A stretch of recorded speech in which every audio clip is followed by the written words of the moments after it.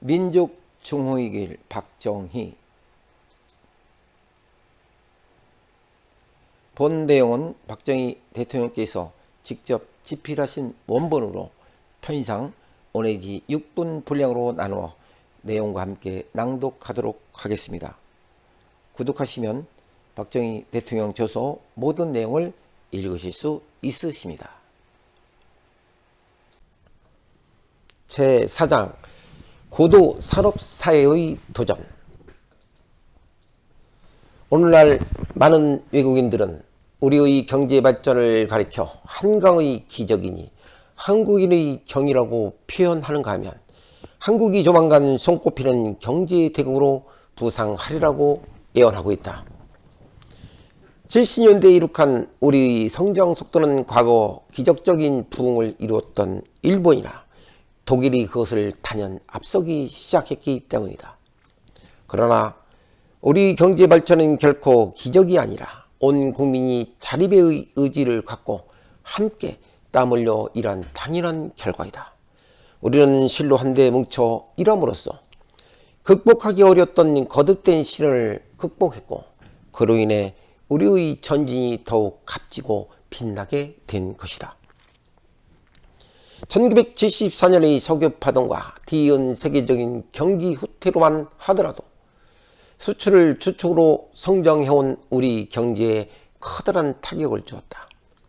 그 당시 유류가가 일시에 4배로 뛰었을 뿐 아니라 설상가상으로 농산물의 국제 가격도 아울러 폭등하여 우리는 그렇지 않아도 어려웠던 국제 수지에 더욱 심한 역조를 보게 되었고 그로 인해 국내 물가마저 갑자기 뛰어오르는 시련을 겪었던 것이다. 많은 선진국들은 국제 수지 약화를 막기 위하여 재정금융의 긴축을 강화함으로써 국제통화의 위기가 한층 심화되었고 그 결과 그들의 경제는 오히려 답보 상태를 면하지 못했다. 그러나 세계 무역 자체를 둔화시켰던 그 위기와 암영 속에서도 우리는 끝내 이를 슬기롭게 극복하여 지속적인 경제의 고도 성장을 이룩할 수 있었다. 그 당시 정부는 정부대로 물가의 상승을 어느 정도 감수하면서도 기업의 생산과 수출 활동에 대한 모든 지원을 아끼지 않았고 기업은 기업대로 원가고의 어려운 여건 아래서 활발한 생산 활동을 계속했으며 우리 기술자와 근로자들은 생산성 향상과 상품의 품질 향상을 위해 더욱 분발함으로써 마침내 우리는 불경기에 허덕이는 선진국 시장을 뚫고 들어가 수출을 증대시키는 데 성공한 것이다. 우리나라의 수출 신장률은 세계 무역량이 현저하게 줄어들었던 1974년, 75년도에도 계속 30%를 유지하여 세계의 이목을 모았다. 이에 따라 제3차 5개년 계획 기간 중 당초의 목표보다 오히려 높은 성장률이 달성됨으로써 산유국을 지휘한 세계의 많은 나라들이 경제적인 침체에서 벗어나지 못했던 어려운 역경 속에서 이렇다 할 부존 자원도 없이 대외 의존도가 높았던 동양의 한 전통사회가 그처럼 줄기찬 고도 성장을 지속한 것은 자립경제의 기반과 구조가 반석처럼 굳어졌음은 물론 산업과 산업 간의 그리고 지역과 지역 간의 격차가 크게 줄어들어 균형 있는 발전의 터전이 마련되었다. 우리 국민이 철학에 대한 국제적인 인식을 새롭게 하였을 뿐 아니라 민족 중흥을 향한 우리의 앞날에 무한한 가능성을 확신케 해준 귀중한 경험이 아닐 수 없다. 확실히 우리 민족은 우수한 자질과 뛰어난 체력을 갖고 있다. 우리에게는 교육이 되고 훈련된 풍부한 인적 자원이 있다. 우리 국민은 일찍부터 문화와 학문을 숭상해 왔으며 지금도 누구나 교육의 기회가 주어지면 열심히 공부하는 분위기가 사회에 충실해 있다. 해방 이래 우리 국민의 교육열과 교육 수준은 그 어느 나라에 비해도 뒤떨어지지 않을 만큼 높았고 교육에 대한 공공투자도 컸으며 이것이 우리 경제의 중요한 성장 잠재력으로 작용할 수 있게 된 것이다. 중고등학교와 대학은 물론 군 복무 기간 중의 귀중한 교육의 기회가 충분히 활용되어 유능한 인적 자원이 풍부하게 배출되고 있다.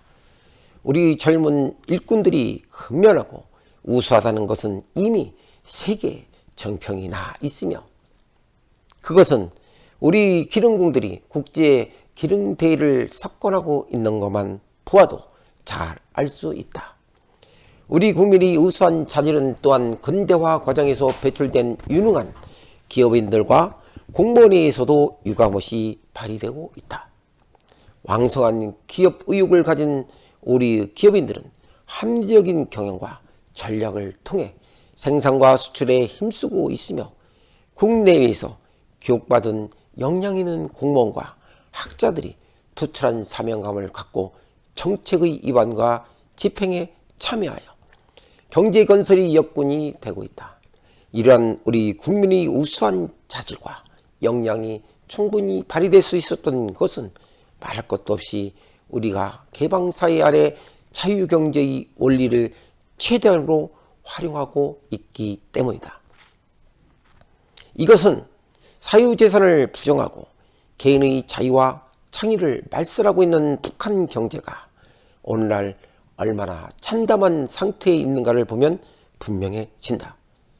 북한에서는 극단적인 폐쇄 경제 아래 주거 이전이나 직업 선택의 자유를 박탈하고 온 주민을 전쟁에 강제 동원함으로써 개인의 자유로운 생활활동이 완전히 봉쇄되고 있으며 그로 인해 우리 결의의 숨은 저력이 발휘될 기회가 막혀 있는 것이다. 그러나 우리의 자유사회에서는 누구에게나 경제활동 자유가 보장되어 모든 국민이 선의 경쟁을 통해 자기의 창의와 능력을 최대로 발휘하고 있고 이것이 국가 발전의 동력이 되고 있는 것이다. 우리가 이처럼 효율적인 근대화의 전략을 세우고 국민의 잠재력을 개발하여 이를 추진할 수 있었던 것은 그간의 정치 안정이 없었다면 도저히 생각할 수 없었을 것이다. 어느 시대, 어느 사회를 막론하고 질서가 마비된 혼란 속에서는 건설과 성장이 이룰 수 없으며 안정이 위협받는 불안 속에서는 개발과 발전이 있을 수 없다. 우리가 70년대 전반에 세계를 휩쓴 불경기 속에서도 고도 성장을 지속할 수 있었던 것은 실로 우리가 안정된 질서의 바탕 위에서 합리적이고 효율적으로 위기에 대처할 수 있었기 때문이다. 구독과 좋아요를 눌러주시면 더 많은 젊은이들이 읽을 수 있는 기회가 될 것입니다. 감사합니다. 다음 시간에 뵙도록 하겠습니다. 안녕히 계십시오.